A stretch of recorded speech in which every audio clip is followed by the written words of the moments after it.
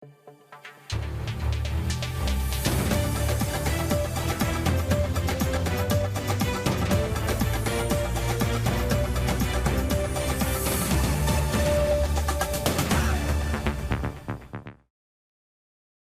দর্শক, স্বাগত জানাচ্ছি আজকের সম্পাদকীয়তে। সাথে আছি আমি মুস্তফা খন্দকার। বাজেট অধিবেশনে বাজেট নিয়ে আলোচনা হচ্ছে খুবই কম। এমপিদের বেশিরভাগ সময় কাটে অপ্রাসঙ্গিক কথাবার্তায়। প্রতিপক্ষের চরিত্র হনন, ট্যাগিং এবং ব্যক্তিগত আক্রমণ চলছে যখন তখন। অথচ সংসদ অধিবেশনের প্রতি মিনিটে খরচ হয় 2,72,000 টাকা। এমন ধান বানতে সাবের গীত গাওয়ার কারণে স্পিকারকে অনেক বক্তব্য এক্সপান্স করতে হয়েছে।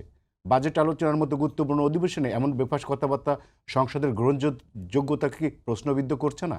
প্রাসঙ্গিক এসব বিষয় নিয়ে আজকের সম্পাদকীয় বাজেট অধিবেশনে বাজেট কোথায়, এ নিয়ে আলোচনার জন্য স্টুডিওতে উপস্থিত আছেন শামসুল আলম লিটন, সাংবাদিক ও মানবাধিকার কর্মী; আবু রুশদ, সিনিয়র সাংবাদিক, সম্পাদক বাংলাদেশ ডিফেন্স জার্নাল; এবং সালাউদ্দিন আহমেদ রায়হান, রাজনৈতিক বিশ্লেষক ও কলাম লেখক। আপনাদের তিনজনকে স্বাগত আমাদের আজকের আলোচনায়। আমি লিটন ভাই আপনাকে দিয়ে শুরু করি। আমি যেটা শিরোনামে বলছিলাম যে সংসদে প্রতি মিনিটে 2,72,000 টাকা খরচ হয়, তবু এমপিরা বাজেটের মূল আলোচনার বাইরে অপ্রাসঙ্গিক অনেক কিছুই বলছেন, যেটা আসলে সংসদের রীতিনীতির সাথে যায় না। তো এটা আপনি বলছিলেন টকশো শুরুর আগে যে এটা চলে আসছে দীর্ঘদিন ধরে আমাদের সংসদের যে ঐতিহ্য। কিন্তু তারপরেও আমরা বাজেট আমাদের পুরো এক বছরের একটা হিসাব সরকারের নানা রকমের, এইটা কি সিরিয়াসলি নেওয়া উচিত কিনা এমপিদেরকে, যে কি হচ্ছে না হচ্ছে? অবশ্যই সিরিয়াসলি নেওয়া উচিত, এবং তারা খুব সিরিয়াসলি নিচ্ছেন বলেই তাদের মনের যত আকুতি দলের প্রতি এবং তাদের আদর্শ এবং চিন্তা ইত্যাদি ইত্যাদি, আদর্শের প্রতি আনুগত্য, নেতার প্রতি আনুগত্য, অতীত ইতিহাস ঐতিহ্য ইত্যাদি যা যা আছে সব কিছু এই অধিবেশনে আমরা শুনতে পাই। কথাটা হচ্ছে বাজেট নিয়ে শুনতে পাই না। আপনার আজকের সাবজেক্টটিকে আমি ধন্যবাদ দিচ্ছি, সুন্দরভাবে সিলেক্ট করেছেন।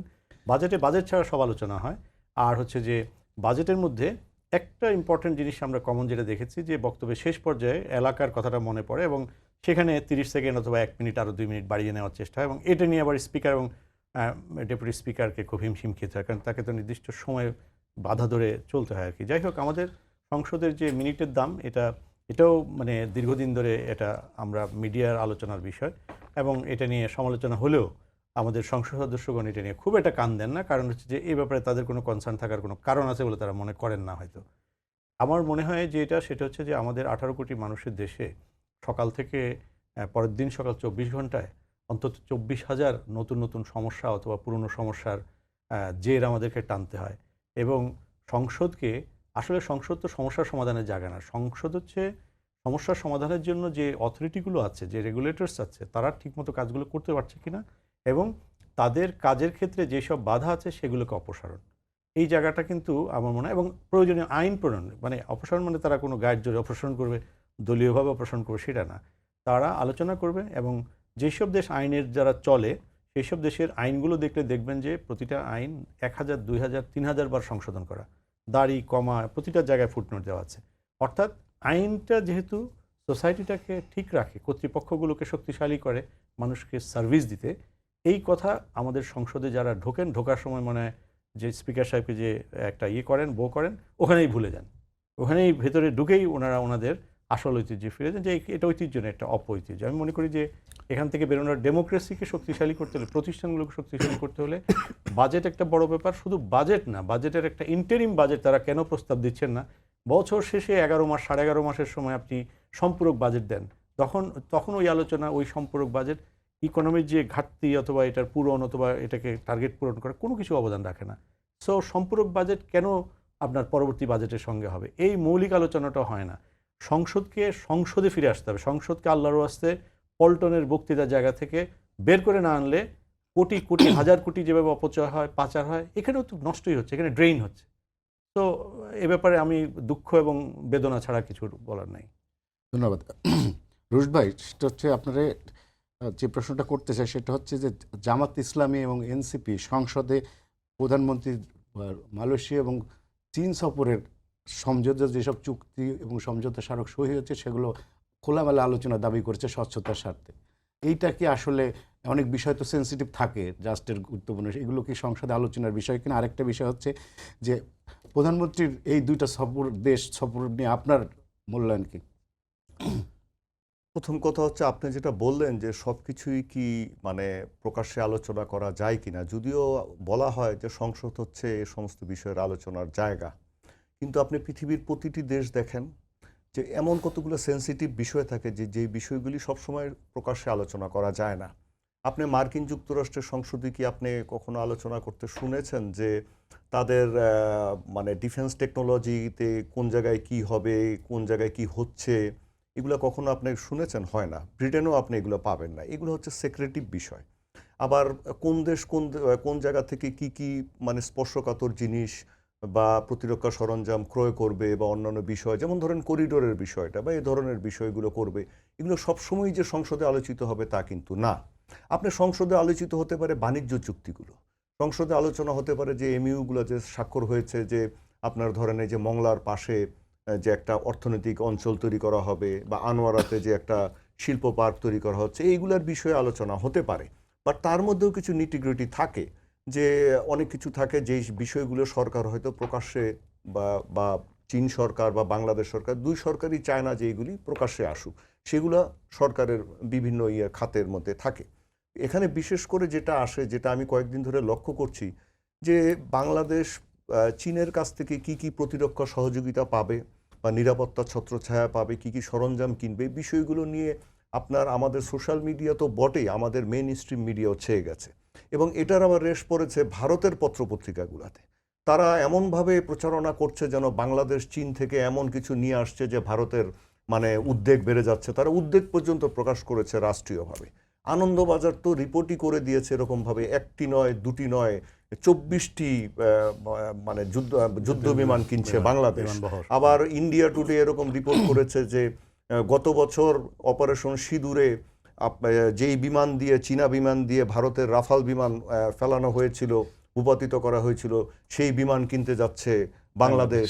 হ্যাঁ, অপর পাশে আবার এটা আসছে।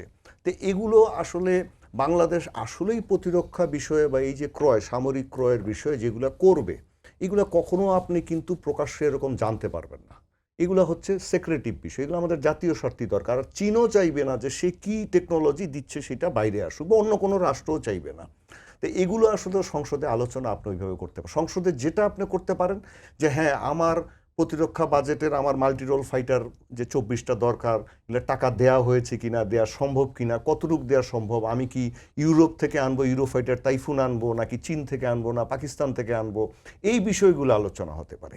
কিন্তু একদম ক্রুকাট যে আপনি তুরস্কের কাছ থেকে ধরেন যে সামরিক যে সহযোগিতা চুক্তিগুলো হলো, আপনি একদম প্রত্যেকটা জিনিস আপনি জানতে চাইতে পারেন না, এগুলো সেক্রেসি রাখতে হয়। আপনি এই যে একটা কথা এসছে যে মংলায় যে আপনার যে বিনিয়োগের $650 মিলিয়ন একটা প্রস্তাব, এটা বলা হচ্ছে, এখন এটা হবে কিনা সেটা হচ্ছে পরের ব্যাপার। কিন্তু ভারতীয় পত্রিকা কিন্তু এটা নিয়ে অলরেডি সুর তুলে ফেলেছে যে এটা ভারতকে বাদ দিয়ে চীনকে দেওয়া হলো, মানে চীন ওখান থেকে মাত্র মংলা থেকে 80 কিলোমিটার দূরে, মানে এমন একটা ভাব যেন বাংলাদেশ ওখানে মিসাইল বসাবে আপনার চীনের, নাকি বিশাল কিছু রাখবে, চীনা সৈন্য আসবে, যে ভারতের কলকাতা বা অন্যদের নিরাপত্তা ব্যাহত হবে। এখন আমাদের সংসদে ধরেন এই বিষয়টা আলাপ হতে পারে, যে ক্লিয়ার করতে পারে যে আমরা ওখানে কি করছি, যে গত বছর এটা ভারতের যে ছিল, আগে দেয়া ছিল, আওয়ামী লীগ সরকার করেছিল, সেটা ডিলিস্ট হয়েছে, তারপরে এটা এখন চীনকে দেওয়ার একটা সম্ভাবনা তৈরি হয়েছে, তাও সেটা বাণিজ্যিক খাতে, মানে মংলা বন্দরেও না, তার পাশে একটা অঞ্চলকে। সুতরাং এই বিষয়টা যেহেতু আরেকটা জায়গা থেকে অভিযোগ আসছে, সেটা হয়তো আপনি মানে আলোচনা করতে পারেন। আবার যেমন ধরেন শিক্ষা খাতে যে আপনার বাজেটটা দেওয়া হচ্ছে, কৃষিখাতে যে বাজেট দেওয়া হচ্ছে, হ্যাঁ, আপনি এইগুলোকে সুন্দর করে আলোচনা করতে পারেন, যে আপনি আপনার এই কৃষি খাতে আপনার কোথা থেকে সার আনবেন, কৃষির যে সমস্যা কোনটা কোন জায়গায় যাবে, কোন জায়গায় দুর্নীতি হওয়ার সম্ভাবনা আছে, বাজেট ঘাটতি কোনটা হবে, সেটা হবে। কিন্তু জামাত ইসলাম বা এনসিপি যে এরকমভাবে বলছে যে প্রতিটা জিনিস আসলে হয় না, এটা তারা যদি সরকারে থাকতো, আমি একই কথা বলতাম যে এটা আলোচনা হওয়ার সব কিছুর মানে ব্যাপার না।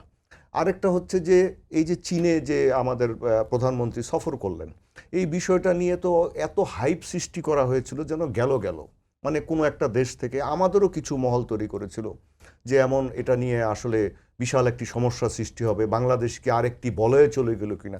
দেখেন, বাংলাদেশের বলয়ে যাওয়ার ব্যাপারটা মানে বড় না, বাংলাদেশ একটা ক্ষুদ্র রাষ্ট্র, বাংলাদেশকে অবশ্যই তার অর্থনৈতিক বলেন, বাণিজ্যিক বলেন, নিরাপত্তা, প্রত্যেকটা জায়গায় আপনার সহযোগিতা দরকার হয়, প্রত্যেকটা জায়গায় অ্যালায়েন্সের দরকার হয়, আপনার বন্ধু রাষ্ট্রের সহযোগিতা দরকার হয়। এখন আমাদের কোনো পার্শ্ববর্তী রাষ্ট্র যদি আমাকে পানি না দেয়, আমার কোনো প্রকল্প ঠিকমতো করতে না দেয়, আমাদেরকে যদি উঠতে বসতে কথায় কথায় বিভিন্নভাবে আপনার শাসানো মানে একটা মানে চোখ রাঙানোর ভাব দেখায়, তো বাংলাদেশ তো অন্যদিকে চাইবেই আরেকদিকে ম্যানুভার করতে। আর প্রধানমন্ত্রীর সফরটাকে বলবো যে উনি কারেক্টলি মানে চয়েস মানে ঠিক করেছেন, এবং বাংলাদেশ সরকারের এই কূটনৈতিক বিষয়টাকে ক্রেডিট দেওয়া দরকার।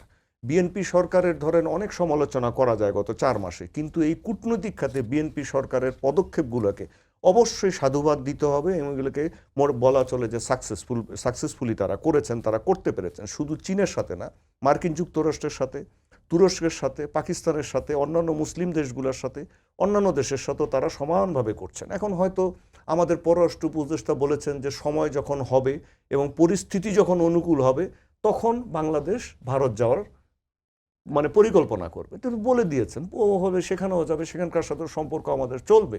কিন্তু এই পুশিন আমাদেরকে তো এগুলো মাথায় রাখতে হবে। আমাদেরকে এই যে পলাতক, যে এই যে মানবতা বিরোধী যাদেরকে ওখানে আশ্রয় দিয়েছেন, তাদের হম্বিতম্বি, তাদের নাশকতামূলক কর্মকাণ্ড বাংলাদেশকে আপনার বিএনপি সরকারকে মানে আপনার সহ্য করতে হচ্ছে। তো এগুলো বিএনপি সরকারকেও তো আপনার ম্যানুভার করতে হবে সেভাবে। আর মালয়েশিয়া যাওয়া, চীন যাওয়া, এই দুটা বিষয়, দুটা আমাদের জাতীয় আপনার নিরাপত্তা বলেন, আমাদের ব্যবসা বাণিজ্য বলেন, আমাদের শ্রমিক রপ্তানি বলেন, সব কিছুর সাথে জড়িত। আমরা কোথা থেকে এগুলো আনবো? তা আমার ওদিকে গিয়েছি, তো অসুবিধাটা কি? সালাউদ্দিন রায়হান,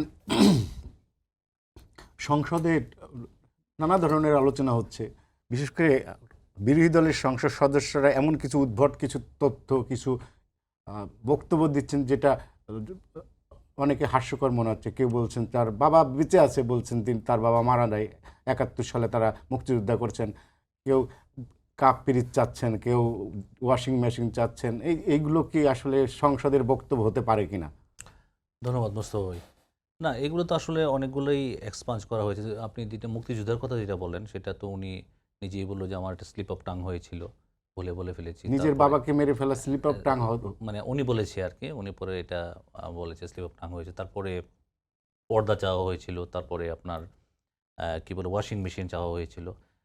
এখন যে বাজেট অধিবেশনটা চলছে, সেখানে আসলে বাজেট রিলেটেড যেই আলোচনা মাত্র মানে 300 এমপির মধ্যে আপনি মনে করবেন যে মানে সংসদ সংরক্ষিত আসন বাদে 300 এমপির মধ্যে মনে করবেন হয়তো 1-150 হয়তো কমিউনিকেট করতে পারছে এই বাজেট সেশনের সাথে। আমি আপনার আরেকটা অনুষ্ঠানের পরে বলেছিলাম, বিশেষ করে জামায়াত এবং এনসিপির ব্যাপারে, যে তাদের 77 জন এমপির মধ্যে আসলে বাজেট বুঝে কয়জন। বাজেট তো একটা মনে করেন যে বিএনপি দিয়েছে, বা সরি সরকার দিয়েছে, বিরোধী দলের এখানে একটা পার্ট, তাই না? আমরা সবাই একটা পার্ট। তো বাজেটটা তো বুঝতে হবে আগে। তারা তো ছায়া বাজেট দিয়েছিল। তারা ছায়া বাজেট দিয়েছিল, কিন্তু তাদের এমপিদের মধ্যে কয়জন বুঝে? 77 জনের মধ্যে 5-7 জন বেশি আমি বাজেট যদি বুঝতে পারেন। সরকারি দলের বা কয়জন বুঝে?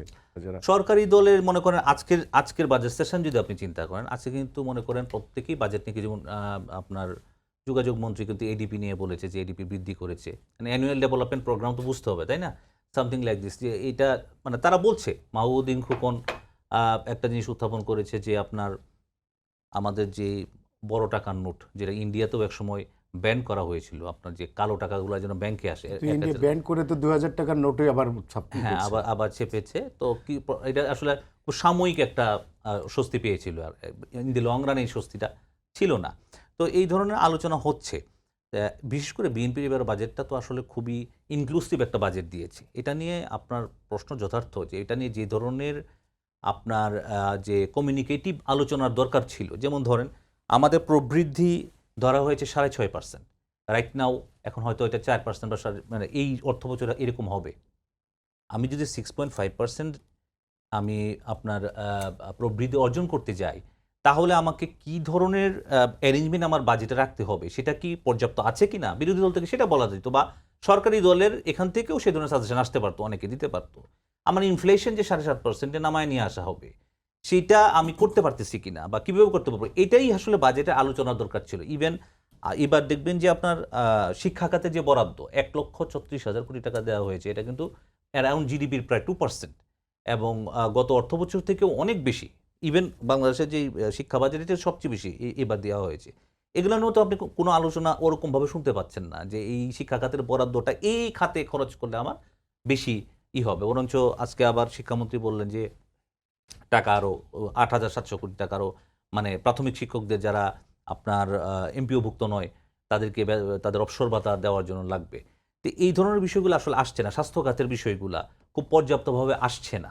ইভেন বিরোধী দলও যেটা করে সেটা হচ্ছে যে আপনি যেটা বললেন যে কিছু কিছু বিষয় একসময় আসলে সংসদে তো মানে ফেসিস্টদের আমলে সময় গান বাজনা হইতো, তার চেয়ে আপনি অনেকটা বেটার বলতে পারেন। আমি নিজে সংসদ গ্যালারিতে বসে সংসদ পর্যবেক্ষণ করার সুযোগ হয়েছিল ২-৩ দিন। আমার কাছে অর্থমন্ত্রীকে যথেষ্ট আন্তরিক মনে হয়েছে। ইন এ সেন্স ওই দিন উনি ৪.৫ ঘন্টা যে বাজেট বক্তৃতা দিয়েছেন এবং ওনার সাথে যে মানে সাংসদদের সাথে যে উনি কমিউনিকেট করেছেন, তো আমার মনে হয়েছে যে উনি বাজেটটা দিতে চেয়েছেন, উনি তো ওনার মতো করে দিয়েছেন। এখন ফেসিলিটেট করা বা ওখানে কোনো ইনপুট দেওয়া নাগরিক হিসেবে আমাদের বিএনপির এমপিদের তারা এটা স্টাডি করবে। আপনি বাজেট বুক দেবেন, বিশাল এক বাজেট বুক এত দূর পর্যন্ত মানে ওর মুখ পর্যন্ত চলে যায়। তো এগুলো স্টাডি করে করে এখানে ইনপুট দেওয়াটা তো আসলে বিশাল ব্যাপার, অন্যান্য ধরনের বক্তব্য দেওয়ার চেয়ে আর কি, পপুলিস্ট বক্তব্য দেওয়ার চেয়ে। লিটন ভাই, সুজনের সম্পাদক বদিউল আলম মজুমদার বলছেন বাজেটে প্রধানমন্ত্রীর আই হ্যাভ এ প্ল্যানের কোনো প্রতিফলন নাই। আপনার কি মনে হয় সত্যি তাই? এটা যেহেতু উনি ডেভেলপমেন্ট অর্গানাইজেশনের সঙ্গে জড়িত এবং ন্যাশনাল লেভেলে একজন লিডিং পার্সোনালিটি, এই পার্সপেক্টিভটা খুবই জরুরি। ডেমোক্রেসি শুধুমাত্র রাজনীতিকদের ব্যাপার না, কিন্তু ডেমোক্রেসিতে সরকার, বিরোধী দল এবং যে সিভিল সোসাইটির এঙ্গেজমেন্ট, আমরা সিভিল সোসাইটির এঙ্গেজমেন্ট বলতে শুধু এনজিওদের বুঝি। এনজিওদের মধ্যে কিছু এনজিও কাজ করে সেক্টর ওয়াইজ ডেভেলপমেন্টের কাজে, আর কিছু এনজিও কাজ করে মানে এটা হচ্ছে সুশাসন, গুড গভর্নেন্সের জন্য। এবং যেসব দেশ গণতন্ত্রে অগ্রগতি অর্জন করেছে, যেসব দেশের মানুষ স্টেটকে এবং সরকারকে তার নিজের প্রতিষ্ঠান মনে করে, যেসব দেশের বাজেটকে, আয় ব্যয়কে মানুষ নিজের আয় ব্যয়ের সঙ্গে সম্পর্কিত করে দেখে, কন্ট্রিবিউট করে, সেই সব দেশে কিন্তু এই গুড গভর্নেন্স নিয়ে যারা কাজ করে এবং সেক্টরাল ক্রিটিক যারা, তাদেরকে প্যাট্রোনাইজ করা হয় গভর্নমেন্ট থেকে। সুজন সম্পাদক যেটা বলেছেন, তিনি তার দৃষ্টিকোণ থেকে বলেছেন, তার অর্গানাইজেশনের বক্তব্য বলেছেন, তার অর্গানাইজেশন এই ট্রান্সপারেন্সি নিয়েই কাজ করে। আর একটু আগে আমরা যে বলছিলাম যে বিরোধী দলের ভূমিকা খুবই ইম্পর্টেন্ট। দেখুন 1825-26 দিন ম্যাক্সিমাম একটা সরকারের মেয়াদ, এবং এর প্রতিদিন এখান থেকে ঝরে যাওয়া মানে হচ্ছে যে একটা পুরো 18 কোটি মানুষের জীবন থেকে একটা দিন যাওয়া। কারণ ও কি জেনারেশন রেখে যাবে, এর ভেতরেই হয়তো অনেক জুকারবার্গ আছে, এর ভেতরেই হয়তো এখানে মার্ক টুয়েন আছে, এর ভেতরে হয়তো অনেক আব্রাহাম লিঙ্কন আছে। তৈরি করবেন কি না এই পার্লামেন্টকে ডিসাইড করতে হবে। সুতরাং পার্লামেন্ট মেম্বারদের প্রতিদিনের প্রতি ঘন্টা আমাদের এই কাজে লাগানো উচিত এবং শোনা উচিত।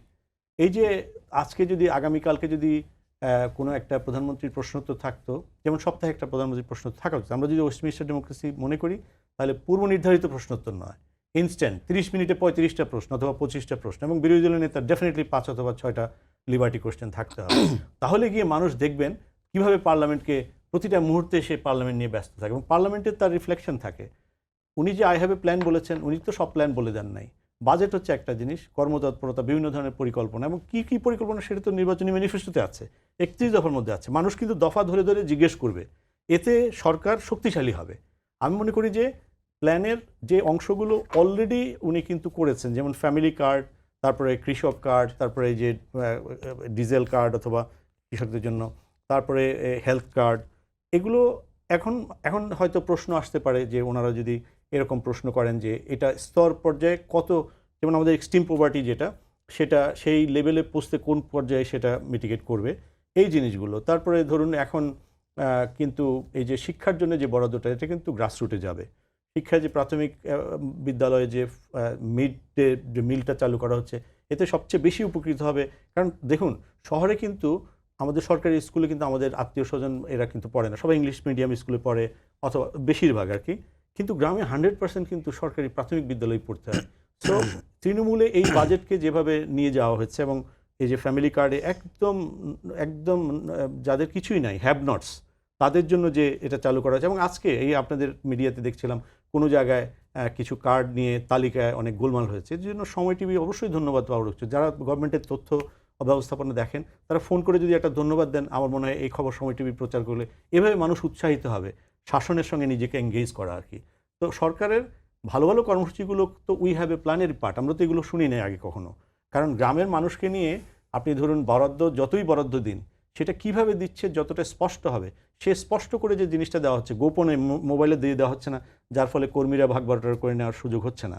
তো সেই জায়গাটা, এবং আমি আরেকটা তথ্য দিই, আমি সাংবাদিক হিসেবে আমরা মিডিয়াতে অনেক একটা জিনিস দেখেছি, এই যে নগদ দামে যেটি প্রায় 650-700 কোটি টাকা ডিজিটাল মানি তৈরির নামে ভুয়া মানি তৈরি করা হয়েছে, জাস্ট ডিজিট তৈরি করা হয়েছে, সেটি কিন্তু 6,770 কোটি টাকা নয়, বরং 6,000 কোটি টাকার উপরে তারা কিন্তু প্রতি বছর গরিব মানুষের টাকা থেকে মেরেছে।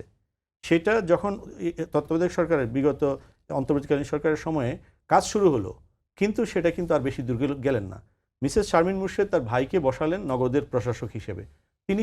তিনি একজন গুণী মানুষ, আমি যতদূর জানি গবেষক মানুষ, কিন্তু তিনি কিন্তু এই তদন্তটি নিয়ে এগোতে পারলেন না এবং বের করতে পারলেন। এবং নগদের যিনি এই দুর্নীতি এবং এর সঙ্গে জড়িত ছিলেন, তিনি অস্ট্রেলিয়াতে বসে এখন MSN-এর সঙ্গে ইন্টারন্যাশনাল কোম্পানি করতেছেন, কারণ ওই চুরির টাকা তো উনি ডলারে নিয়ে গেছেন, এখন উনি MSN-এর পার্টনার হচ্ছেন।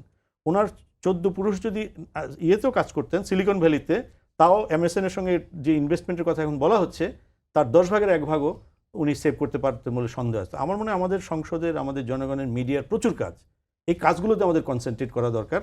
এবং আমি মনে করি একজন মানবাধিকার কর্মী হিসেবে মানবাধিকারের জন্য, এবং এই যে তিনি যে প্রশ্নটি করেছেন, এটি অ্যাপ্রিসিয়েট হওয়া দরকার বিভিন্ন ক্ষেত্রে। রুশ ভাই, আমি আবারও একটু সফর প্রসঙ্গে আসি আপনার কাছে। এই যে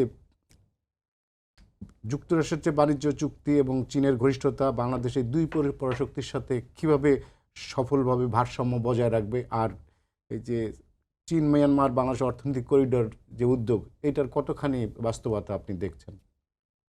আপনার বাংলাদেশ আপনার 1975 সালের পট পরিবর্তনের পর যখন জেনারেল জিয়াউর রহমান আসেন, রাষ্ট্রের হাল ধরেন, তখন এই ক্ষুদ্র রাষ্ট্রটির, দুর্বল রাষ্ট্রটিকে উনি রক্ষা করেছিলেন কিভাবে? স্বাধীনতা, সার্বভৌমত্ব। উনি কিভাবে এটাকে একটি পর্যুদস্ত অর্থনীতি থেকে একটা ভায়াবল অর্থনীতিতে নিয়ে গেছিলেন কিভাবে? মার্কিন যুক্তরাষ্ট্র, চীন এবং মুসলিম বিশ্ব, তিনটা জায়গার সহযোগিতায়। সুতরাং এই তিনটা জায়গাকে একটাকে অস্বীকার করে আপনি আগাতে পারবেন না, তিনটাকে আপনার লাগবে। মার্কিন যুক্তরাষ্ট্র এখনও পৃথিবীর 1 নম্বর পরাশক্তি, এটা আপনাকে মানতেই হবে। মার্কিন যুক্তরাষ্ট্র আমাদের কাছ থেকে সবচেয়ে বেশি গার্মেন্টস নেয়, আমাদেরকে সহায়তা করে। আমাদের যে রেমিটেন্স আছে, এককভাবে সবচেয়ে বেশি রেমিটেন্স আসে হচ্ছে মার্কিন যুক্তরাষ্ট্র থেকে। এই যে কোভিডের সময় আপনার যদি খেয়াল থাকে, মার্কিন যুক্তরাষ্ট্র সমস্ত পৃথিবীর মধ্যে বাংলাদেশকে সর্বোচ্চ সংখ্যক কোভিডের টিকা তারা ফ্রিতে দিয়েছিল। এই জিনিসগুলো আমাদেরকে খেয়াল করতে হবে। তারাও কিন্তু আমাদেরকে নিরাপত্তা ছত্রছায়া দেয়। এই যে জাতিসংঘ শান্তিরক্ষী বাহিনীতে বাংলাদেশের সশস্ত্র বাহিনী যে গিয়েছে, এর জন্য মার্কিন যুক্তরাষ্ট্রের যথেষ্ট অবদান আছে। সুতরাং মার্কিন যুক্তরাষ্ট্রের সাথে সহযোগিতা, সেটা বাণিজ্যিক হোক, সামরিক হোক, কৌশলগত হোক, এটা আপনাকে রাখতে হবে। এটা জেনারেল জিয়া আমাদেরকে পথ দেখিয়েছিলেন। অনেকে হয়তো এখনও জানেন না যে আমাদের সশস্ত্র বাহিনী যখন তৈরি হয়, বিশেষ করে এই যে চট্টগ্রাম হিল ট্র্যাক্সে, পার্বত্য চট্টগ্রাম এলাকায় যখন আরেকটি দেশের সহযোগিতায় বিচ্ছিন্নতাবাদী আন্দোলন জন্ম নেয়, খুব সীমিত সামর্থ্য নিয়ে বাংলাদেশ সেনাবাহিনীকে সেখানে যুদ্ধ করতে হয়েছে। সে সময় যুদ্ধ করতে গিয়ে দেখা গেল যে আমাদের কাছে যে রাশিয়ার পুরনো 4টা হেলিকপ্টার আছে, MI-8, সেই হেলিকপ্টারগুলো দিয়ে ঠিকমতো কাজ হয় না, ম্যানুভার করা যায় না। তারপরে আমাদের ওয়্যারলেস সেট নাই, আমাদের কতগুলো পুরনো আপনার জাপানি ওয়াকিটকি ছিল, এটা হিল ট্র্যাক্সে কাজ করে না। তখন জেনারেল জিয়াউর রহমানের অনুরোধে এই মার্কিন যুক্তরাষ্ট্র আমাদেরকে বেল হেলিকপ্টার, যেগুলো ব্যাটেল প্রুভেন হেলিকপ্টার, এগুলো আমাদেরকে দিয়েছিল। আমাদের পুরো সেনাবাহিনীর জন্য 5টা ডিভিশনের জন্য যখন জেনারেল জিয়া করলেন, তার ওয়্যারলেস সেটগুলো PRC-77, এই সেটগুলো মার্কিন যুক্তরাষ্ট্র আমাদেরকে দিয়েছিল। এছাড়া আমাদেরকে অত্যাধুনিক রাডার তখন দিয়েছিল, আরও অনেক কিছু সরঞ্জাম তারা দিয়েছিল। এগুলো কিন্তু আপনার ভুলে গেলে চলবে না। আর চীনের কথা তো আপনার বলার কিছু নাই। চীন আমাদেরকে প্রথম থেকে বাংলাদেশ সশস্ত্র বাহিনী গঠনে, আমাদেরকে নিরাপত্তা প্রদানে, আমাদের অবকাঠামোগত উন্নয়নে, ব্যবসা বাণিজ্যে কোনটাতে হেল্প করেনি আমাকে বলেন? প্রত্যেকটাতে তারা সবসময় খোলা মন নিয়ে এগিয়ে আসছে। এখন আমরা কতটুকু নিতে পেরেছি বা পারিনি, সেটা হচ্ছে আমাদের এফিসিয়েন্সির উপরে নির্ভর করে, আমাদের আমলাতান্ত্রিক জটিলতার উপরে নির্ভর করে। এই যে ধরেন চীন আমাদেরকে একটা প্রকল্প অনুদান দিবে বা একটা শিল্প পার করবে, এটা তো একটা ধরেন ওরা একটা সময় ঠিক করলো, দেখবেন যে আমাদের যে আমলাতান্ত্রিক জটিলতা, আমাদের যে ধীর গতি, আমাদের লোকজনের জন্য এটা পিছিয়ে যায়। তারপরে ওরা আমাদের আইটি খাতে যেগুলো হেল্প করতে চায়, দেখে আমরা ঠিক মতো নিতে পারি না, আমরা প্রকল্পগুলোই সাজাতে পারি না, 6 বছর 7 বছর লাগিয়ে দিই। সুতরাং এগুলো আছে, কিন্তু তারপরে চীন প্রত্যেকটা খাতে আমাদেরকে কিন্তু সহায়তা দেয়। আমাদের নিকটতম তারা প্রতিবেশী, যদিও তাদের সাথে আমাদের কোনো সীমান্ত নেই। আচ্ছা, এখন রোহিঙ্গা সমস্যার কথাই ধরেন। এই যে মায়ানমারের সাথে যে আমাদের সমস্যাটা, এই সমস্যাটা কি আপনি চীনের সহযোগিতা ছাড়া আপনি সমাধান করতে পারবেন? পারবেন তো না। আবার এটার সাথে মার্কিন যুক্তরাষ্ট্রের আপনার সহায়তা লাগবে, তার কারণ ঠিক ওই জায়গা দিয়ে ব্রেভ বার্মা অ্যাক্ট বাস্তবায়ন হচ্ছে, সেখানে দুজনেরই আপনার মানে সহায়তা লাগবে। আমাদের দেশে কিছু হাইপ তোলা হয় যখন আমরা দেখি যে বড় কোনো শক্তির সাথে আমাদের মতো একটা ছোট শক্তি যখন ক্ষমতা বাড়ানোর জন্য সহায়তা চায় বা কোনো মানে প্রক্রিয়ার মধ্যে যেতে চায়, তখন একটি গোষ্ঠী করে কি দেশ বিক্রি হয়ে গেল এরকম একটা হুজুগ তোলে আমাদের দেশে। বাংলাদেশ ছোট রাষ্ট্র, পাশে বসে আছে একটা হাতি বা অন্যান্য আরও আমাদের আনুষঙ্গিক সমস্যা আছে। বাংলাদেশ নিজে কখনো আপনার নিরাপত্তা সংকট তৈরি করেনি, কিন্তু বাংলাদেশ বাধ্য হয়েছে নিরাপত্তা সংকটের মধ্যে যেতে। যেমন মায়ানমারের এই যে রোহিঙ্গা ইস্যুটা, পুশিন ইস্যুটা বাংলাদেশ তো তৈরি করেনি, বাংলাদেশকে ফেলানো হয়েছে। সুতরাং এই ছোট একটা দেশ, একে শক্তি বাড়াতে গেলে কি করতে হবে? বড় জিনিসের ছত্রছায়া লাগবে। আপনার ব্যবসা করতে 100 টাকা লাগবে, আপনার কাছে 20 টাকা আছে, আপনি আরেকজনের কাছ থেকে 80 টাকা নেবেন, তারপর 100 টাকা করে ব্যবসা করবেন। এটা হচ্ছে অনেকটা সেরকম।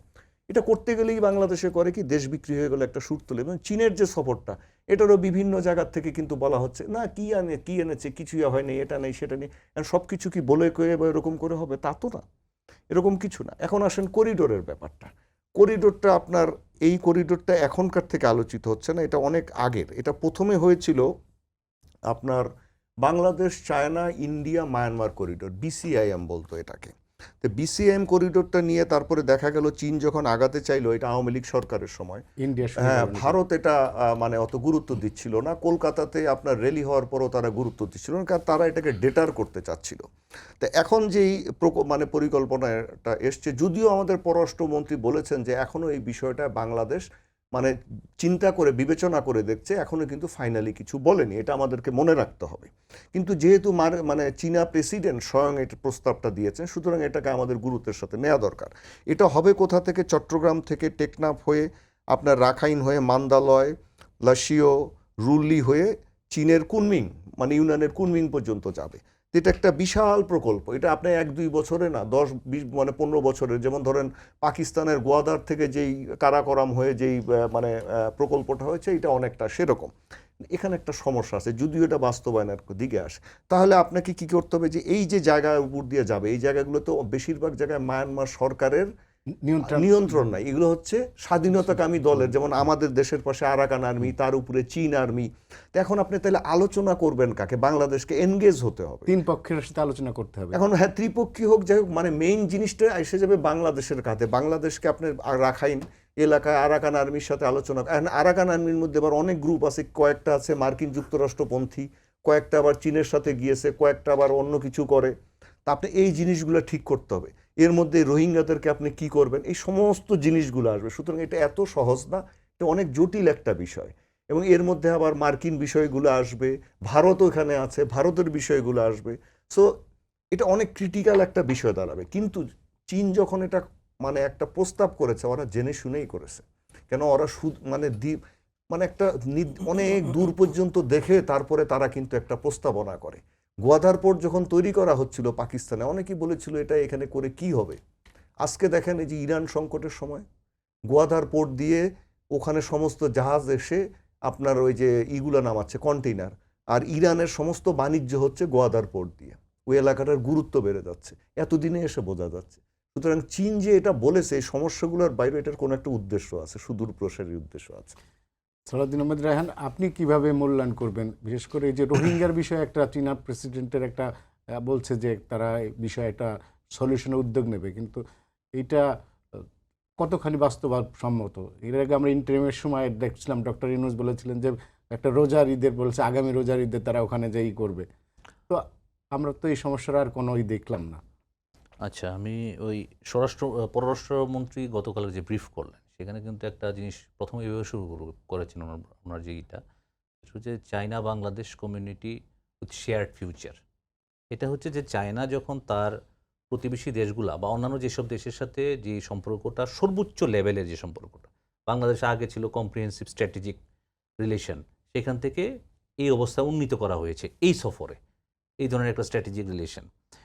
মিয়ানমারের আপনার বলতেছে, বাণিজ্য মন্ত্রী বলতেছিলেন যে করিডোরটা নিয়ে ভাই আলোচনা করলেন যে মিয়ানমার পর্যন্ত যদি করিডোর হয়, আসলেও তো এটা তো একটা দীর্ঘ চিন্তার বিষয়, দীর্ঘ ভিশনের বিষয়, এটা তো একদিনের বিষয় না, কিন্তু ভিশনটা বাংলাদেশের দিকে থ্রো করা হয়েছে। এখন মিয়ানমার যেহেতু চায়নার খুবই কাছের একটা বন্ধু রাষ্ট্র, তো রোহিঙ্গা সমস্যা সমাধান করতে গেলে চায়নাকে আপনার অ্যাড্রেস Engage করেই করতেই করতে হবে। এবং চায়নার ব্যাপারে একটা খুব মানে একটা প্রবাদের মত আছে, চায়না এমন এক দৌলত যে আপনার ঝাড়া দিলে হয়ে যায় পর্বত। সুতরাং চায়নার এবারের সফরটা, বাংলাদেশে যে এবারের সফরটা খুবই আপনার, আমার মনে হয় খুবই ইনফ্লুয়েন্সিয়াল ছিল এবং খুবই আপনার মানে আন্তরিকতাপূর্ণ ছিল। আপনি দেখবেন যে শি জিনপিং যখন আপনার প্রধানমন্ত্রীর সাথে মিটিং করেছেন, ওইখানে চায়নার বাণিজ্য মন্ত্রী ছিলেন, অর্থমন্ত্রী ছিলেন, ওখানে সেন্ট্রাল ব্যাংক গভর্নর ছিলেন।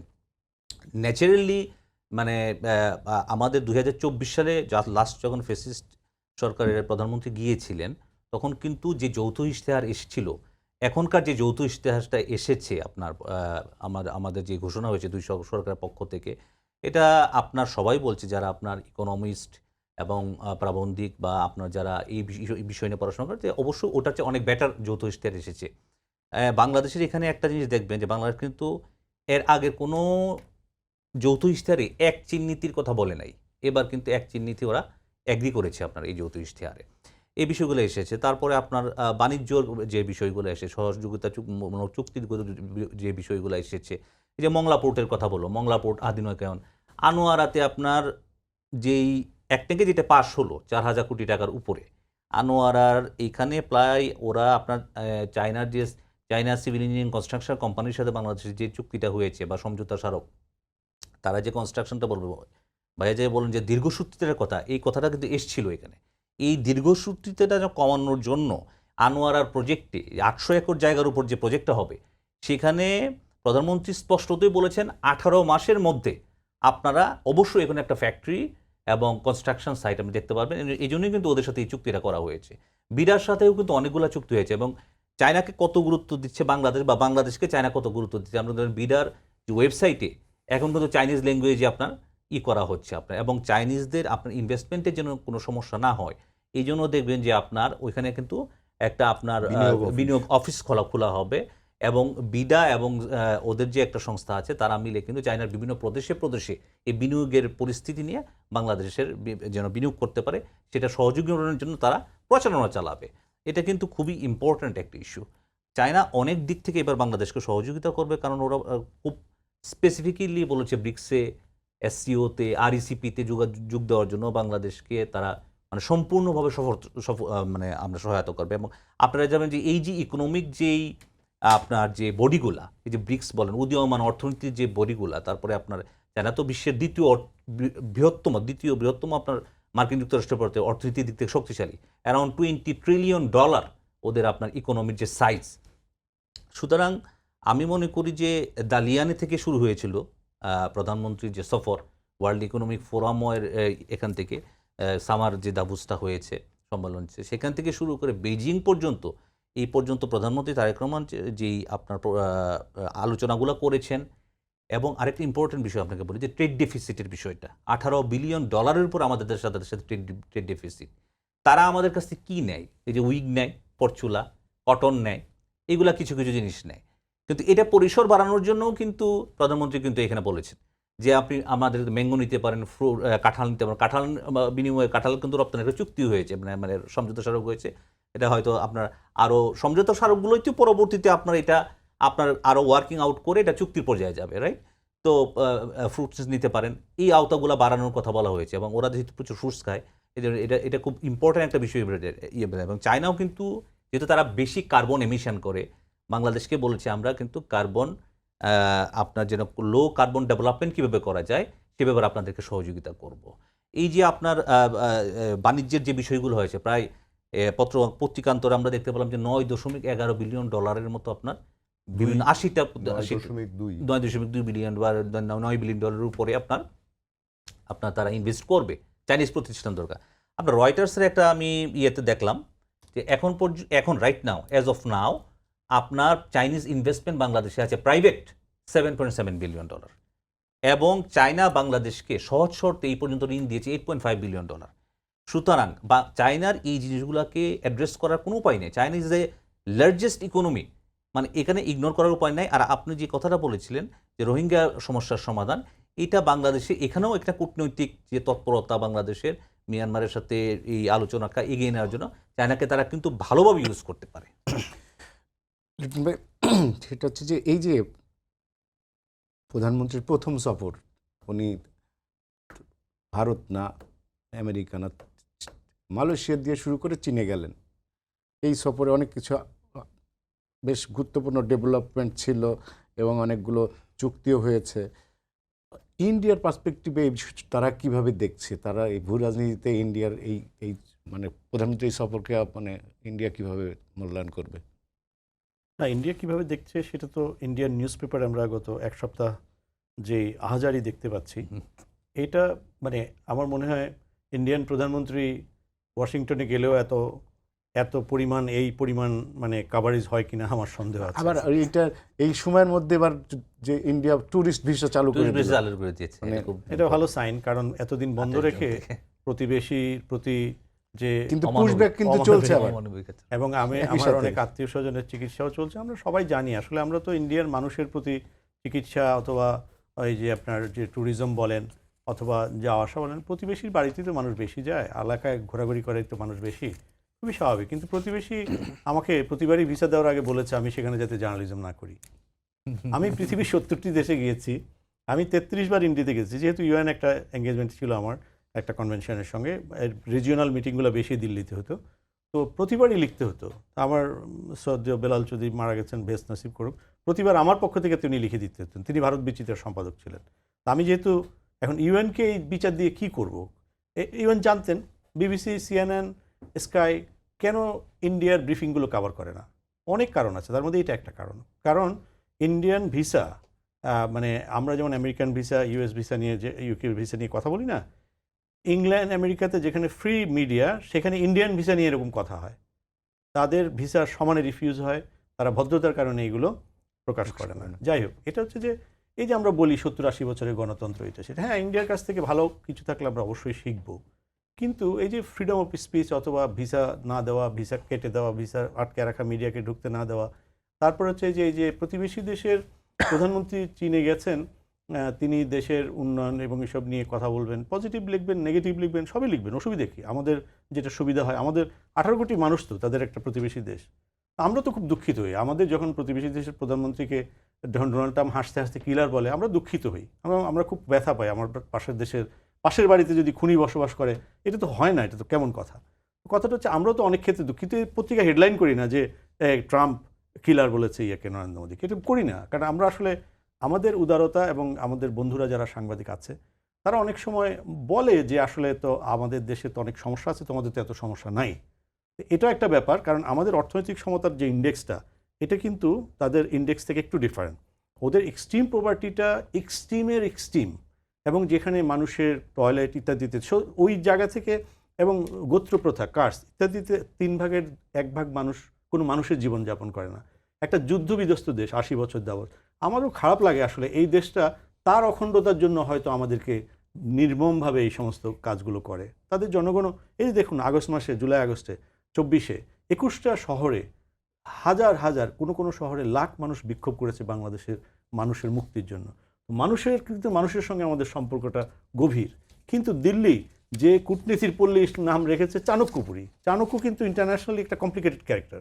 Chanakya is not model character যে আব্রাহাম লিঙ্কন এটা সেটা এরকম না আর কি। তো সেটা চাণক্যপুরী রেখে দিয়েই ইন্ডিয়া কিন্তু তার প্রতিবেশীদেরকে বুঝাই দিচ্ছে, এবং এই কারণে ইন্ডিয়ার সবগুলো যুক্তি ঠিক থাকার পরেও তারা কিন্তু নিরাপত্তা পরিষদের মেম্বারশিপের জন্য সারা দুনিয়ার ব্রুকুস কেনভাবে তাকায় থাকে।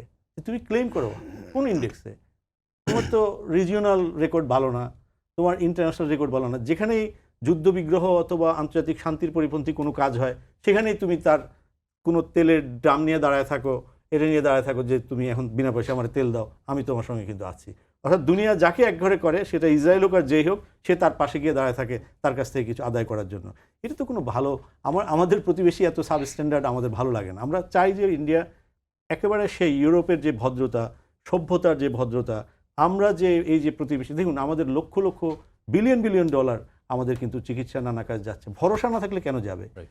এইটাই হচ্ছে ইম্পর্টেন্ট। আজকে যে ভিসা, ট্যুরিস্ট ভিসা চালু করেছে, মেডিকেল ভিসা, ইনশাল্লাহ এখানেও তো ইন্টারন্যাশনাল অনেক ভালো ভালো হসপিটাল হচ্ছে, তারা আসবে, তাদের লোক এখানে কাজ করে, আমাদের লোক ওখানে কাজ করবে, যেখানে যেখানে আমাদের লোক ওখানে ট্যাক্স দিবে, তাদের লোক এখানে ট্যাক্স দিবে, এবং একসময় আমরা ইউরোপের মতো এখানে কোনো সংকট আছে বলা যাবে না, প্রতি বছর নিয়মিত সার্ক সম্মেলন হবে, যেটা জিয়া রহমান সাহেব স্বপ্ন দেখেছিলেন এবং করেছিলেন সেই ইন্ডিয়ান নেতারাই তো করেছিলেন।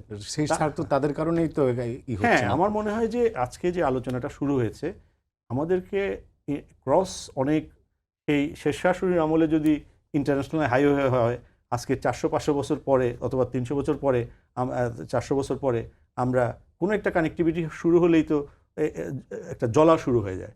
এটা কিন্তু ভালো লাগে না, এটা আমার মনে হয় না তাদের পাঠকরা খুব এনজয় করে আর কি।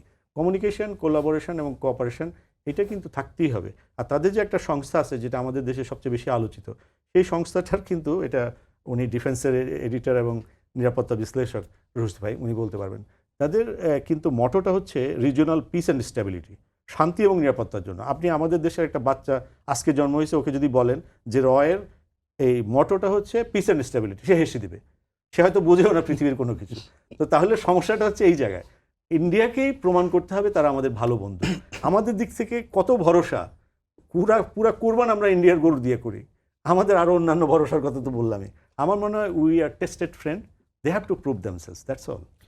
রুশদ ভাই, এই যে রয়ের বিষয়টা যেটা বললেন যে একটু কেউ বিশ্বাস করে না, রনিয়ত রুশদ বই আছে মনে হয় একটা। তো এই বিষয়টা আপনার কি মানে আপনি এমন আমাকেই প্রশ্নটা করলেন, তার কারণ বাংলাদেশে মনে হয় এই RAW বা র নিয়ে আমাকেই সবচেয়ে বেশি লিখতে হয়েছে বা লিখেছি।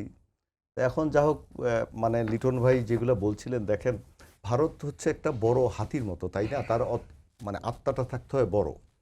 এই যে আন্দোলনের কথা 24শে জুলাইয়ের, আমি তারপরে 6ই আগস্ট থেকে যতগুলো টেলিভিশন চ্যানেলে গিয়েছি, আমি প্রত্যেক জায়গায় ভারতীয় সাধারণ মানুষের প্রতি কৃতজ্ঞতা জানিয়েছি, বলেছি যে কলকাতায় আমাদের আন্দোলনের জন্য মিছিল হয়েছে, কিন্তু তাদের রাষ্ট্র, তাদের সরকার কিন্তু এই খুনিদেরকে, এই মানবতা বিরোধীদেরকে তাদেরকে আশ্রয় দিয়েছে।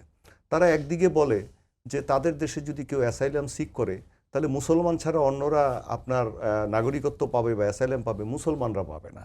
এখন আমি জানি না আওয়ামী লীগের যারা ওইখানে আশ্রয় নিয়েছে বা পলাতক, তারা মুসলমান না অন্য কিছু, আমি ঠিক বলতে পারবো না। তখন তা নাহলে ওরা তো আশ্রয় দিল কিভাবে? আমি ধর্ম নিয়ে আমার কোনো মানে নেই, কোনো বায়াসনেস বা ফ্যাসিনেশন আমার নেই, কিন্তু তারপর এটা বলছি। আচ্ছা, এখন দেখেন এই যে ট্যুরিস্ট ভিসার কথাটা আসলো বিভিন্ন 2024 সালে তো আমাদের এখানে আন্দোলন হলো। এই আন্দোলনের আগে থেকে, মানে জানুয়ারি থেকে নিয়ে ডিসেম্বর পর্যন্ত আমাদের দেশের প্রায় 17.5 লক্ষ ট্যুরিস্ট কিন্তু তার মধ্যেও ভারতে সফর করেছে। এর মধ্যে 4,80,000 ছিল চিকিৎসা, মানে মেডিকেল ট্যুরিস্ট। এরা খরচ করেছে ভারতে মানে আপনার $1.75 বিলিয়ন। তো স্বাভাবিক, এরপরে 25 সালে এসে এটা খুব কমে যায়, 4.7 লাখ মাত্র ট্যুরিস্ট ভারতে যায়। এখন স্বাভাবিক যদি ট্যুরিস্ট যাতায়াত হয়, ভারত আমাদের কাছ থেকে গড়ে প্রায় $3 বিলিয়ন পায়। মানে আমাদের শ্রমিকরা মধ্যপ্রাচ্য, মার্কিন যুক্তরাষ্ট্র, উনি যে ব্রিটেনে থাকে, ব্রিটেন, এইসব জায়গায় হাড় ভাঙা খাটুনি করে যে টাকাগুলো বাংলাদেশে পাঠায়, সেই টাকাগুলো কিন্তু আমরা ভারতে দিয়ে আসি। এছাড়া আরও খবর আপনি দেখেছেন যে আমাদের এখান থেকে বৈধভাবেই যে রেমিটেন্স তারা পায়, যে ভারতীয়রা কাজ করে, এর বাইরেও অবৈধভাবে হুন্ডি করে আরও অনেক রেমিটেন্স সেখানে ভারতে যায়। আপনি কি আমাকে দেখাতে পারবেন যে ভারত বাংলাদেশের কয়টা লোককে চাকরি দিয়েছে ওখানে বা চাকরি করতে দেয়? এমনকি আন্তর্জাতিক অনেক সংস্থায় ধরেন সেখানে যদি কোনো বাংলাদেশিকে নিয়োগের জন্য ওই সংস্থা বলে, তার কিন্তু ওয়ার্ক পারমিট ভারত বেশিরভাগ ক্ষেত্রে দেয় না। তাহলে আমরা ভারত থেকে একটা টাকা রেমিটেন্স পাই না। এখন অনেকে আমাদের দেশে, এমনকি আমাদের কিছু সাংবাদিক বন্ধুবান্ধবও বলে বসেন যে ভারতের উপর তো আমরা ডিপেন্ডেন্ট, যে ভারত থেকে আমরা চাল আনি, পেঁয়াজ আনি, আরও অনেক কিছু আনি, সুতরাং ওদের প্রতি আমাদের কৃতজ্ঞ থাকা দরকার। আচ্ছা, আমরা কি এগুলো বিনা পয়সায় আনি? আমরা তো পয়সা দিয়ে আনি, তাই না? আমরা ডলারগুলো দিয়ে আনি, আমরা তো মাগনা আনি না। আর যে বিক্রি করে, আর যে বিক্রেতা সবসময় ক্রেতার প্রতি সহানুভূতিশীল থাকে, ভদ্র আচরণ করে। এটা যে ধরেন অন্যান্য দেশও আমাদের দেশে যে পণ্যগুলো বিক্রি করে, যে চায়না আমাদের দেশে এত ইলেকট্রনিক্স, রাসায়নিক পণ্য বিক্রি করে, আপনি খোঁজ নিয়ে দেখেন তারা আমাদের ক্রেতাদের সাথে কি আচরণ করে, বাকিতে দেয়। আপনি গুয়াংজুতে যান, এই যে যারা এই যে মোতালেব প্লাজা, ইস্টার্ন প্লাজায় ব্যবসা করে, খোঁজ নেন, তাদেরকে একটা ফোনে বলে আচ্ছা ঠিক আছে তোমাকে বাকি দিও, তুমি পরের বার দিয়ে দিও। তারা সেই আচরণটা করে। যে এখন ভারত আমাদেরকে বা এই লোকগুলো বারবার মনে করিয়ে দেয় যে তাদের সাথে আমাদের কৃতজ্ঞ থাকতে হবে। ওরা তো আমাদের প্রতি কৃতজ্ঞ থাকবে, তার কারণ আমরা আমাদের কষ্টার্জিত বৈদেশিক মুদ্রা দিয়ে ওখান থেকে আমদানি করি। আমরা এই পেঁয়াজটা চায়না থেকেও আমদানি করতে পারি, 7 দিন হয়তো সময় বেশি লাগবে, পাকিস্তান থেকেও আনতে পারি, আরো এবং কম আমরা দামে, এনেছি আরো কম হয়তো দামে। 3 দিন বেশি সময় লাগবে। মিয়ানমার তাহলে- থেকেও আনা যায়। হ্যাঁ, আমরা তো তারপরেও ভারত থেকে আনি, আমরা তার, কেননা তারা আমাদের প্রতিবেশী তো আর চেঞ্জ করা যায় না। তো ওরা আমাদের প্রতি তো এই জন্য কৃতজ্ঞ থাকবে যে এই যে বাংলাদেশের মানুষগুলো কষ্ট করে রেমিটেন্স এনে আমার কাছ থেকে পণ্য কিনছে, আমার এখানে চিকিৎসা করতে আসছে। আমরা তো একটু টাকা বেশি খরচ করলেই আপনার থাইল্যান্ডে চিকিৎসা করতে যেতে পারি, চায়নাতে চিকিৎসা করতে যেতে পারি। আমরা তারপরেও ভারতে যাই কেন, কলকাতা যাই কেন? তার কারণ আমরা তাদেরকে আমাদের বাংলাভাষী পাশাপাশি আত্মীয়র মতো ভাবি। কালচারাল একটা কালচারাল আমরা মনে করি যে বাংলায় কথা বলতে পারবো, আমার ডাক্তার সাহেব আমাদের সাথে একটু ভালোভাবে বুঝতে পারবেন, এর জন্যই তো যাই। এখন এটা নিয়ে যদি তারা আমাদেরকে কটাক্ষ করেন যে তাদের চিকিৎসা ছাড়া আমরা চলবে না, তাহলে তো এটা মানা যায় না। এরকম যদি এরকম বড় একটি দেশ যদি সবকিছু নিয়ে এরকম করে, তাহলে আমরা কি বলতে পারবো? আর রয়ের কথা আপনি বললেন, আমি তো এখন কিভাবে বলতে পারবো যে বাংলাদেশে গত বছরও আমি মনে হয় এখন আমার বয়স 61 চলছে আর কি। তো জীবিত যারা বাংলাদেশে আছেন আমার সমসাময়িক বা আমার থেকে সিনিয়র জুনিয়র হবেন, মনে হয় না কেউ নিয়ে আমার থেকে বেশি কেউ লিখেছেন বা এই বিষয়টা আমার থেকে বেশি কেউ হয়তো জানেন। এটা আমার অহংকার না, এটা আমার গর্ব, কারণ আমি এটা নিয়ে কাজ করি। কিন্তু গত বছর একটি শ্রেণী কিন্তু আমাকেও রয়ের এজেন্ট বানিয়ে দিয়েছিল, একটা ফটোকার্ড বানিয়েছিল। তার কারণ হচ্ছে উগ্রবাদী একটা গোষ্ঠী, তার কারণ আমি যা বাংলাদেশি জাতীয়তাবাদে বিশ্বাস করি, সুতরাং আমাকে রয়ের এজেন্ট বানাতে হবে। এখন এই যে বানালো, এটা কিন্তু ওদেরই কাজ, যারা বানাচ্ছে ওদেরই কাজ। ইউটিউবে যে এই হাইপগুলা তোলা হচ্ছে, এই যে কালিমার পতাকাগুলো আপনি দেখছেন না, আপনাকে আমি একটি খবর পড়ে শোনাই। হ্যাঁ, আপনি যখন এই প্রশ্নগুলো তুলছেন সেই খবরটাই পড়ে শোনাই যে রিসেন্টলি আপনার এই ইয়েতে Israeli defence ministry director general likely to meet Afghan Taliban representative in India. মানে এই অল্প কয়েকদিন আগের কথা, মানে ইসরায়েলের একজন এই যে মানে ডিরেক্টর জেনারেল মিনিস্ট্রির, সে ভারত সফরে ছিল। সেখানে গোপনে শোনা যাচ্ছে যে তালিবানদের সাথে তাদের মানে কথাবার্তা হয়েছে। তালিবানরা তো বলছে ইসলামী এমিরেত কায়েম করবে, তাই না? আপনি বাংলাদেশ থেকে তাহলে একটা এই লোকগুলো চলে যাচ্ছে কান্দাহারে, আফগানিস্তানে, সেখান থেকে গিয়ে পাকিস্তানের বিরুদ্ধে যুদ্ধ করছে। আবার ওখানে হুজুগ তুলছে কি যে পাকিস্তান আর্মি হচ্ছে মোজাদের তৈরি আর্মি। আবার বাংলাদেশ আর্মির বিরুদ্ধেও মানে হুজুগ তুলছে বাংলাদেশ আর্মি তো মুসলমানই না, এরকম হুজুগ তোলে।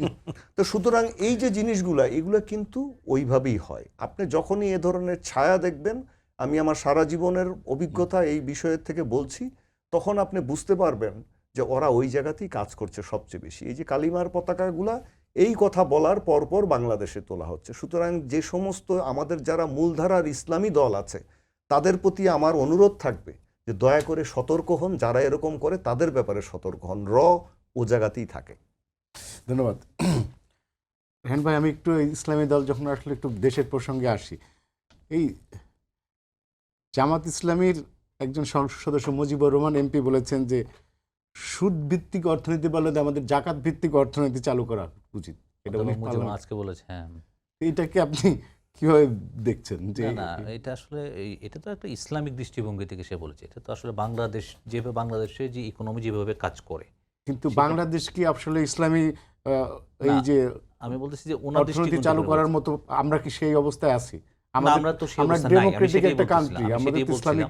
সেখানে আসছিলাম যে আপনার উনি ওনার দৃষ্টিকোণ থেকে ওনার কথাটা বলেছেন ইসলামিক ব্যাংকিং ব্যবস্থা। গতকালকে আন্দালিব রহমান প্রার্থও একই কথা বলেছেন, কিন্তু ইসলামিক ব্যাংকিং বাড়াতে হবে বেশি। আসলে বাংলাদেশ, আমি ওই জিনিসটা শোনার পরে আমার মনে হলো যে বাংলাদেশের ডেমোক্রেটিক প্রসেসটা যেভাবে চলে, হ্যাঁ, বাংলাদেশের উনি বলতেছেন যে না ইউকেতে ইউএসএতে এরকম ইসলামিক ইগুলা বাড়ছে, আর আজকে উনি বললেন একইভাবে, আমার মনে হয় ওইটার পরিক্রমাতে উনি এই জিনিসটা বলেছেন। জাকাত হচ্ছে পুরোপুরি একটা আপনার ব্যক্তিগত একটা ইবাদত। এটা কিন্তু জাকাত ভিত্তিক অর্থনীতি ঠিক আছে, এখন কিন্তু ইসলামিক মানে প্রপার ইসলামিক রাষ্ট্র 1-2টা বাদে ওইরকমভাবে কোনোভাবেই আপনার সারা পৃথিবীতেই কোথাও নাই। ঠিক আছে, মানে যেটা বলছে যে উনি পুরো ইকোনমিটাকেই ওভাবে ট্রান্সফার করা, এটা কোনোভাবেই এখন ওয়ার্কআউট করবে না, এটা সম্ভবও না।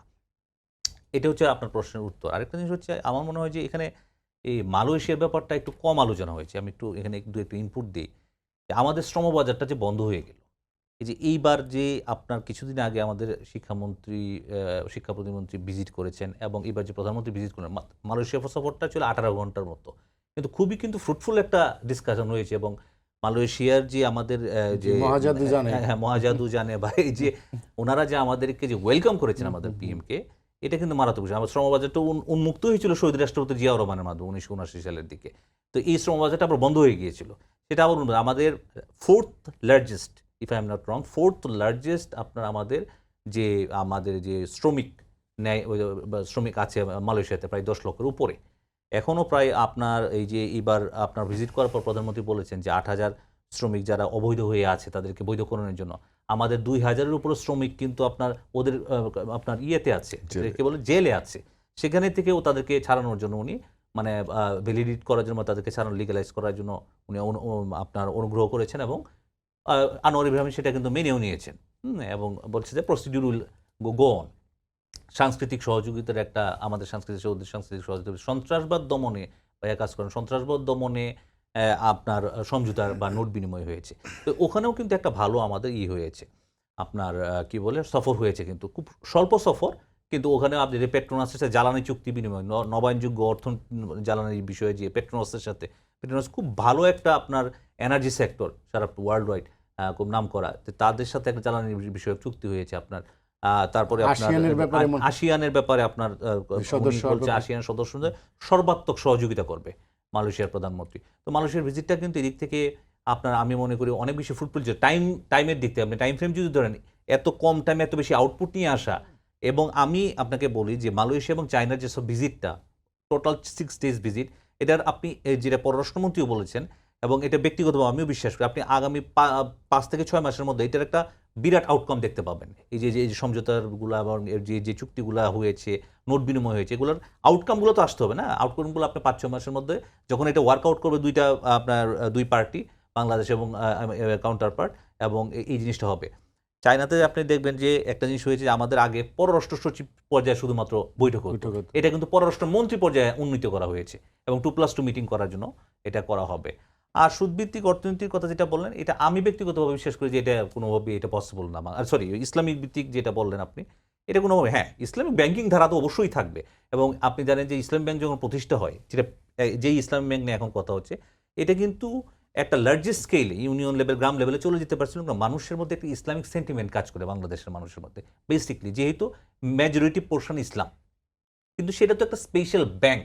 আর যদি জাকাত ভিত্তিক অর্থনীতি উনি কায়েম করতে চায় বা উনি যেটা বলেছে, এটা আমার মনে হয় যে মানে এটা এক ধরনের ইসলামিজম কায়েম করার যে প্রচেষ্টা জামায়াতের মতো করে আর কি, তাদের চিন্তাধারার মতো করে, সার্বিক সবার মতামতকে বা সবার ইন্টারেস্টকে, পারপাসকে সার্ভ না করে, কারণ এখানে অন্য জনগোষ্ঠীর মানুষ আছে আপনারা জানেন, অন্য হিন্দু, বৌদ্ধ, খ্রিস্টান, সবার অন্য ধরনের সবাইকে তো আপনি এই অ্যাকোমোডেশন দিতে পারবেন না, তো এটা পসিবল হবে না।